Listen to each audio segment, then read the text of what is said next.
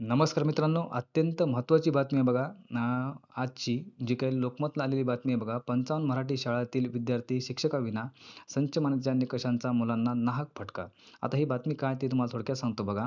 जी काही बघा संच मान्यतेच्या 15 मार्च 2024च्या नवीन निकषाचा फटका मुंबईतील अनेक मराठी शाळांना बसला असून 55 मराठी अनुदानित शाळांमधील विद्यार्थी शिक्षकाविना असल्याचे उघडकीस आले आहे. या शाळा आता बंद होण्याची भीती निर्माण झाली आहे.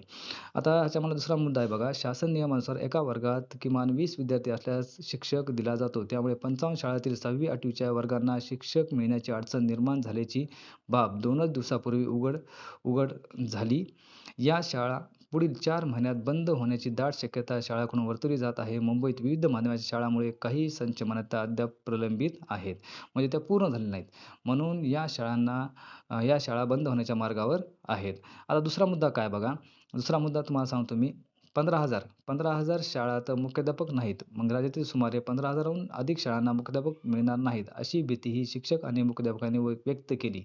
अतिरिक्त शिक्षकांची फार तर एका ठिकाणाहून दुसऱ्या ठिकाणी बदली होणार आहे. परंतु इतर मोठ्या संख्येने विद्यार्थी संच मान्यतेत गणती न झाल्यामुळे त्यांना हक्क मिळणार कसा? हा प्रश्न शिक्षक भरतीच्या जिल्हाध्यक्षा कल्पना शेंडे यांनी विचारला आहे. कुणी विचारला तर बघा कल्पना शेंडे.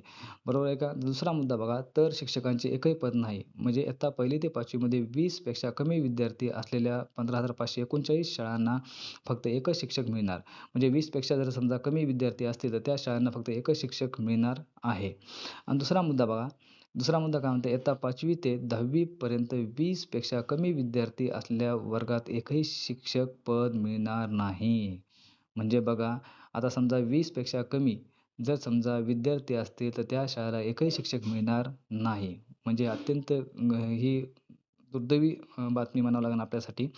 जिल्ह्यात सुमारे 57,000 तर राज्यात लाखभर विद्यार्थी आधारविना आहेत. 55 शाळा शून्य पटाच्या आहेत. त्या विद्यार्थ्यांना शिक्षण मिळणे हा त्यांचा हक्क आहे. बरोबर आहे का? काही शाळा म्हणजे अशा आहेत की बाबा म्हणजे राज्यामध्ये 57,000 तर म्हणजे जिल्ह्यात सुमारे 57,000 तर राज्यात लाखभर विद्यार्थी आधारविना आहेत आणि म्हणजे त्यांचा आधारच अपडेट नाही आहे. म्हणून ह्याच्यामुळं बघा त्या शाळांना शिक्षक कसे मिळणार?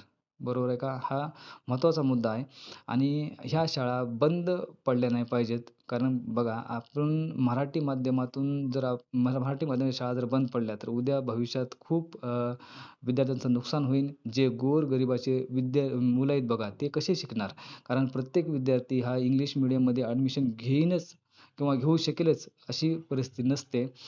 त्याच्यामुळं ह्या शाळा आपण वाचवल्या पाहिजेत. ह्यासाठी सर्वांनी प्रयत्न केले पाहिजेत. धन्यवाद.